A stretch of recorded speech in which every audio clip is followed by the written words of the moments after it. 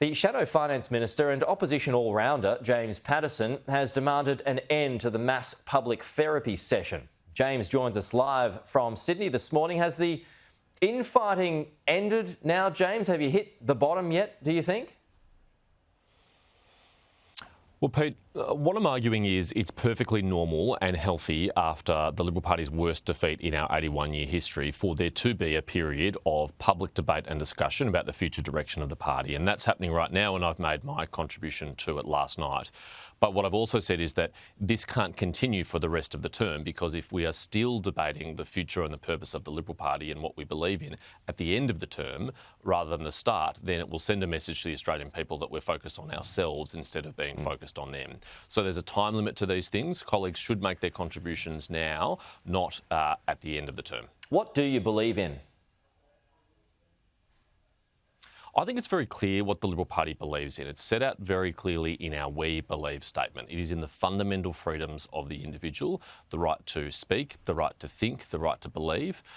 It is in the principles of free enterprise, about aspiration and entrepreneurship. It's in the principles of the family as the most fundamental unit of society. It's in the fundamental institutions of our Westminster system of democracy, in our cultural icons like the flag and Australia Day and the Constitution. These are things which virtually every Liberal would agree on and which we should be able to unite behind. I'm advocating that we continue the classical Liberal-Conservative fusion which has served us so well for 81 years, rather than abandoning it for what I think are very false choices. So is that to keep culture wars alive?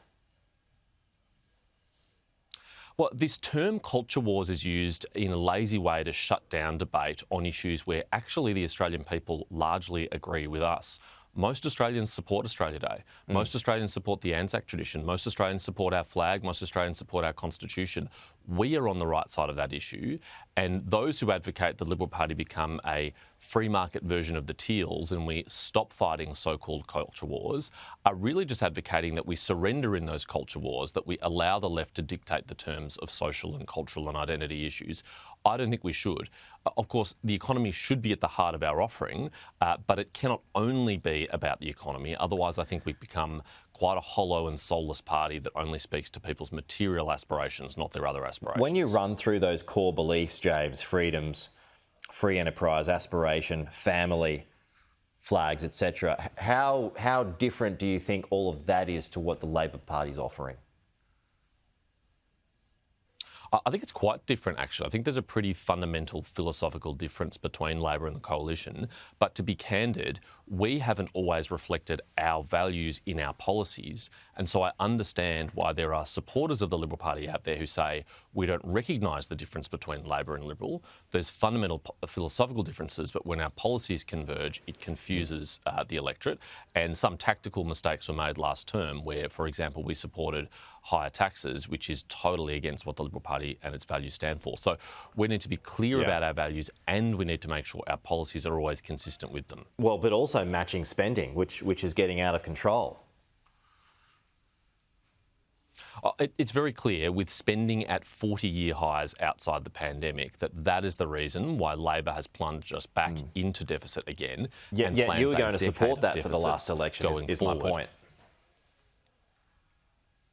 Well, over the 4-year forward estimates, we actually did offer a better budget bottom line, but there was a lot of spending that we matched from Labor in the last term, and it is now clear what the consequences and costs of Labor's decisions are, because revenue is actually at 25 years high, and the last time revenue was this high, it was when Peter Costello was Treasurer, and he was delivering huge budget surpluses, and soon after offered really big income tax cuts. We are not going to have big budget surpluses under Jim Chalmers, nor are we going to have big tax cuts. Australians are paying more to support this government, and they're poorer for it. You also mentioned, James, in your speech that you want to push out against Farage-style populism. Who's that directed at? I think there's a lot of folks who could take a guess, but who's that directed at? To be really clear, it is no one within the Parliamentary Liberal Party, which has been speculated about in some of the coverage.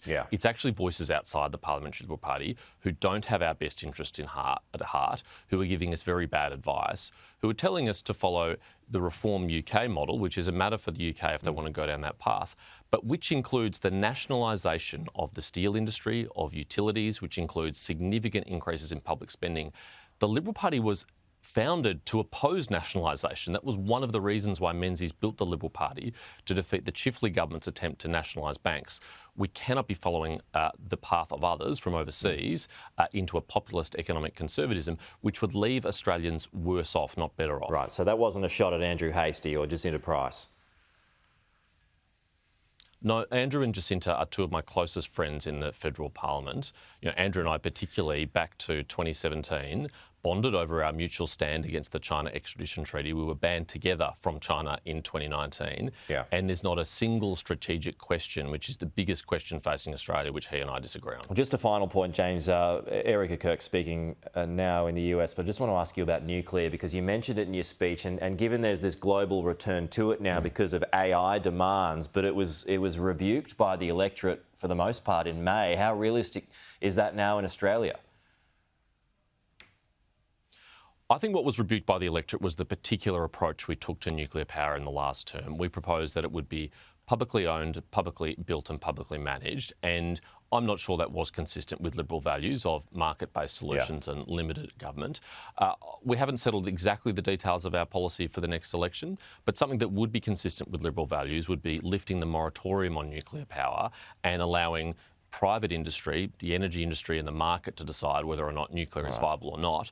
I suspect there'll be a very good business case for it in the future if we want to participate in the AI revolution which is occurring. Unless we're content to sit on the sidelines and we don't think we need the power to make sure that industry can exist in Australia, then I think it will be an option which industry will want to take up, as they are in the United States and elsewhere in the world. All right, we'll see. James, good to have you with us. Thank you, as always.